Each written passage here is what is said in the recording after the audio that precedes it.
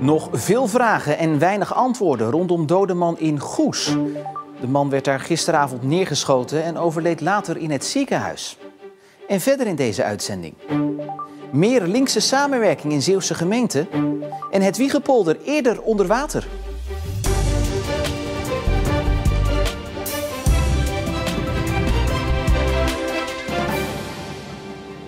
Goedenavond. Een 24-jarige man uit Goes is gisteravond om het leven gekomen na een schietpartij.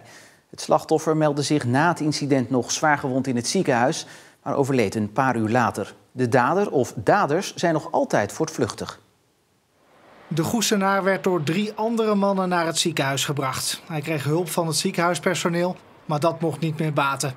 De man overleed iets na middernacht aan zijn verwondingen. Op dat moment deed aan de andere kant van de stad de politie onderzoek op de parkeerplaats van Sportpark Het Schengen.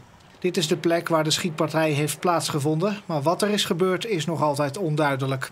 De 3 mannen die de gewonde man naar het ziekenhuis hebben gebracht zijn ondervraagd. Ze zijn niet aangehouden. Vandaag werd in de buurt van het centrum onderzoek gedaan in een woning. Mogelijk is er een verband met de schietpartij van afgelopen nacht.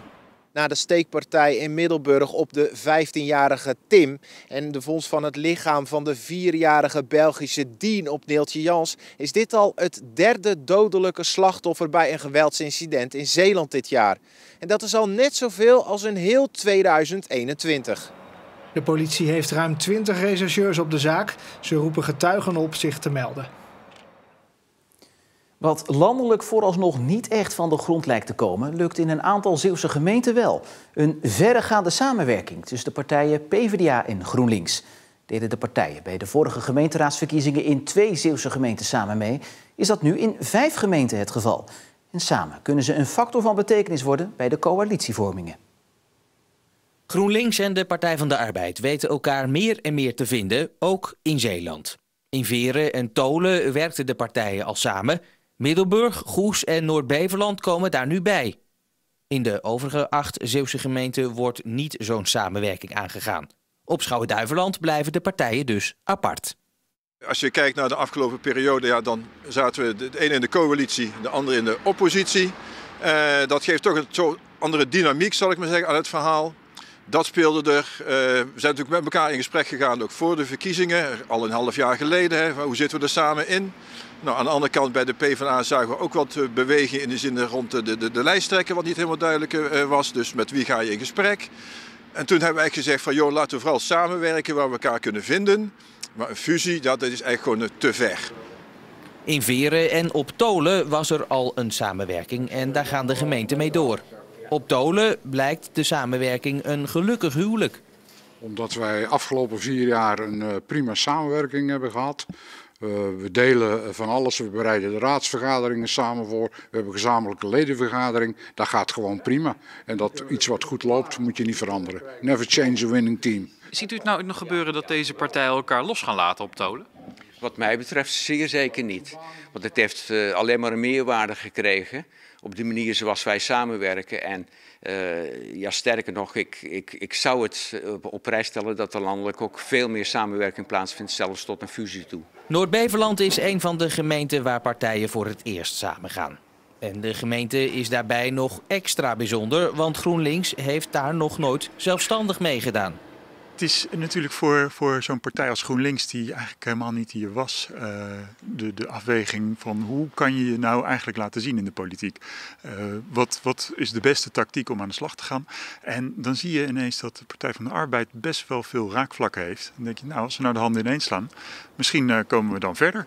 Wellicht dat in de toekomst meer Zeeuwse PvdA en GroenLinks fracties gaan samenwerken.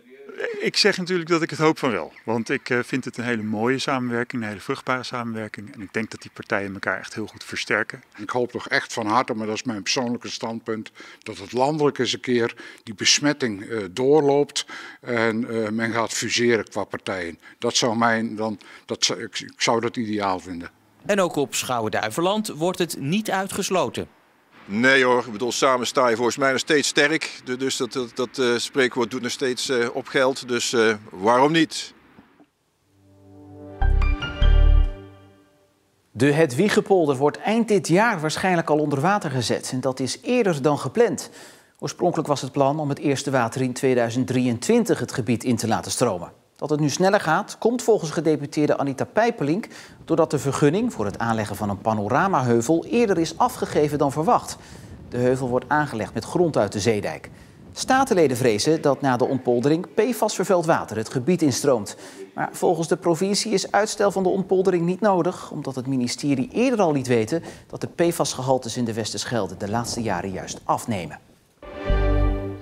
Een 83-jarige man die gisteravond gewond raakte bij een eenzijdig ongeluk tussen Aardenburg en Heilen is in het ziekenhuis overleden. Dat heeft de politie zojuist bekendgemaakt. De man, een Belg, zat als passagier in de auto toen hij in de linkerberm en vervolgens in de sloot terecht kwam. Hoe het ongeluk heeft kunnen gebeuren wordt nog onderzocht. De gemeenteraad van Sluis wil verder met de grootschalige verhuis- en verbouwplannen van verschillende instellingen in Oostburg. Maar de raad wil ook nog op de rem kunnen trappen als het plan toch te duur wordt. Ondanks de reserves beschouwt Zorgzaam, een van de initiatiefnemers van het plan, het besluit van de raad als een groen licht. De raad heeft volmondig, unaniem gezegd, wij gaan op naar de volgende fase. Daar moet veel voor worden uitgewerkt, maar daar is het licht voor op groen gezet. Met randvoorwaarden uiteraard, maar een heel goed besluit. Goed voor de zorg, goed voor een leefbaar Zeeuws-Vlaanderen. Als het aan de gemeente en Zorgzaam ligt, gaat Oostburg op de schop en wisselen onder andere verpleeghuizen, scholen en het ziekenhuis van plek. De metamorfose kost ruim 60 miljoen euro, waarvan bijna de helft door de gemeente moet worden betaald.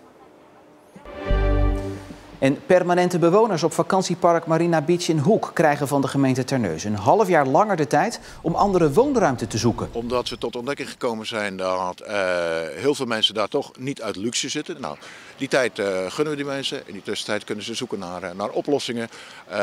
Vaak lukt dat niet op 3 maanden. Wij hebben gezegd van nou, dan pakken we gewoon een periode van 6 maanden. Volgens mij kunnen we dan best het een en ander voor elkaar regelen. Permanente bewoning is niet toegestaan op het park. Zijn de bewoners over 6 maanden nog niet weg, dan volgt een dwangsom van €25.000. En ook de eigenaar van het park, de Ooststappengroep, krijgt meer tijd om arbeidsmigranten van het park te halen. En zijn die over 3 maanden niet weg, dan volgt een dwangsom van €200.000. Hij is groot en sterk en heeft qua postuur alles mee voor een goede rugbyspeler. De 21-jarige Gabor Bezuijen uit Middelburg. Spelend met rug nummer 3, kent tot nu toe een prima seizoen en terwijl zijn club Omoemeroes tegen degradatie strijdt. Bezuijen hoort bij de talentvolste rugbyers van ons land en hij wil meer. Ik speel op de tight-head prop en soms wisselt dat nog een beetje. Tight-head prop is een voorwaartse positie op de eerste rij. Dat betekent dat in de scrum dat je heel erg de balans moet houden tussen de 2 hele sterke pushende ploegen van 8 personen. Ja, en in die scrum hebben ze natuurlijk gewoon jouw bouw nodig, denk ik. Ja. Jij moet de boel tegenhouden. Ja, precies. Ze mogen er niet doorheen komen. Nee, je moet goed in je schoenen staan inderdaad. Ja. Lukt dat over het algemeen? Vaak lukt het wel, ja. Gabor Bezuijen, een rustige jongen buiten het veld. En in het veld groot, sterk en niet makkelijk te passeren. Een imposante verschijning. Ja. Hoor je dat meer? Ja, hier en daar. Zelf zie ik het nog niet altijd helemaal zo.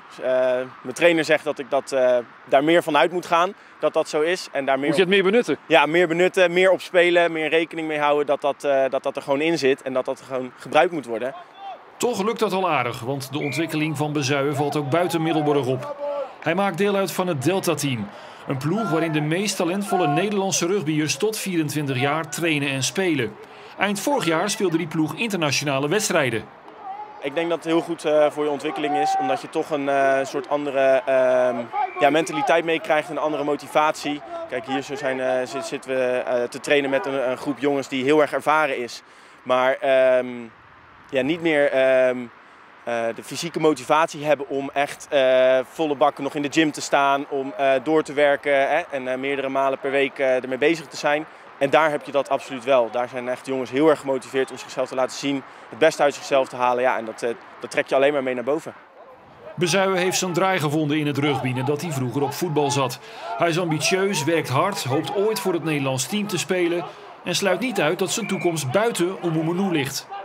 Ik zit heel erg fijn op mijn plek bij Oumoumenou. Ik kan hier nog heel veel leren. Je hebt hele ervaren jongens zoals Quinten van Dijk die echt heel veel over het spel weten, inzicht hebben in het spel.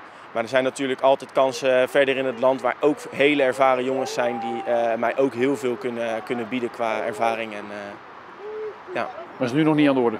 Dat is nu op het moment nog niet aan de orde, nee.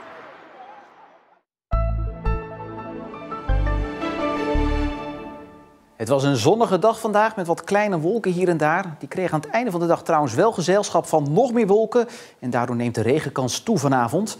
En die bewolking blijft ook nog even lekker gezellig hangen. Met morgen kans op regen en ook meer wind. Zondag verloopt dan weer droog met zonnige perioden en minder wind. En tot zover Zeeland Nu voor vandaag. Nog een mooie avond, een goed weekend en tot morgen.